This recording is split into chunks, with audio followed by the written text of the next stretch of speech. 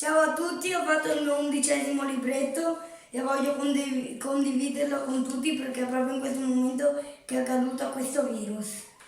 L'11ª storia è il virus che voleva diventare un re. Aspetta che lo avvicino così potete vedere meglio. In queste settimane di isolamento, Davide, un bimbo di Favaro Veneto, ha pensato di occupare il tempo insieme ai genitori dando vita ad un fumetto che racconta il coronavirus e contiene preziosi consigli.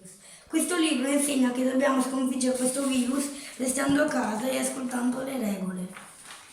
Ho scritto questo libro alle ore 15:40, molto prima, in cucina. Buona lettura. Un virus può essere di molti tipi, terribile, leggero, ma quello più pericoloso di tutti era piccolo piccolo, invisibile, silenzioso e si credeva e voleva diventare un re. Comandare tutti gli altri virus e trasformarsi da un virus potente ad uno indistruttibile. La storia prosegue, il virus raggiunge il resto del mondo e così si guadagna la corona. No, è finita la gente da malare, sono stato troppo bravo, mi merito proprio una luccicante corona, disse il virus, credendosi il più potente di re. Sta tranquillo, non è la fine del mondo, almeno abbiamo infettato tutta l'umanità, dissero i suoi amici.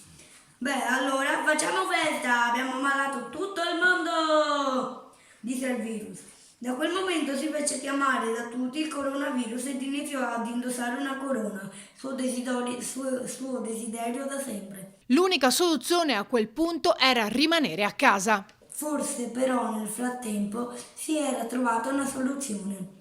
Se tutti fossero rimasti a casa, il virus non avrebbe mai più trovato nessuno da malare e proprio così fecero tutti. Si chiusero dentro casa ed aspettarono speranzosi per qualche settimana.